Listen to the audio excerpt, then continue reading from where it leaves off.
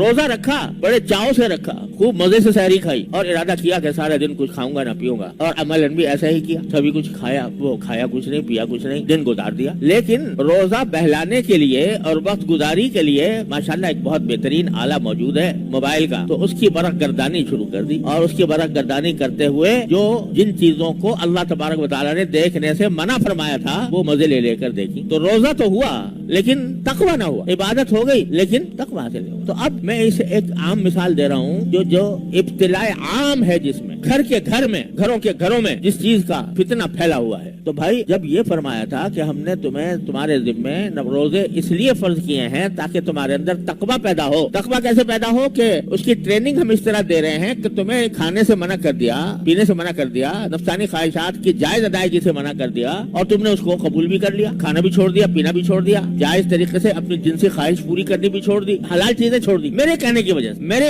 حکم کی تعمیل میں یہ سارے کام تم نے چھوڑ دیے. تو ماشاءاللہ یہ ایک مشق ہو گئی تمہاری کہ اللہ کے حکم کے آگے اپنی ہر خواہش کو قربان کرنے کی ایک مشق ہو گئی. لیکن اگر ایک طرف تم نے حلال چیزیں چھوڑ دی میرے کہنے پر, اور جو چیزیں پہلے ہی سے حرام تھیں وہ نہ چھوڑی, رمضان میں بھی جھوٹ بول رہے ہو, رمضان میں بھی غیبت کر رہے ہو, رمضان کے اندر بھی دل آزاری کر رہے ہو کسی کی, رمضان کے اندر بھی حقوق العباد کے خلاف کام کر رہے ہو, رمضان کے اندر بھی غصہ کر رہے ہو ناجائز, رمضان کے اندر بھی لوگوں کو ستا رہے ہو, رمضان کے اندر بھی تمہاری آنکھیں بند نہیں ہیں گناہ سے, رمضان کے اندر بھی تمہاری زبان گناہوں میں لت پت ہے,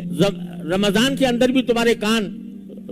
ناجائز چیزیں سن رہے ہیں, غیبت سن رہے ہیں, گانے سن رہے ہیں, موسیقی سن رہے ہیں. کیسا روزہ ہوا یہ؟ لعلکم تتقون تو حاصل نہ ہوا. اب یہ ایک بعض گناہ ایسے ہو گئے ہیں, اللہ تعالیٰ اپنے رحمت سے, اپنے فضل و کرم سے ہم سب کی حفاظت فرمائے, بعض گناہ ایسے ہو گئے ہیں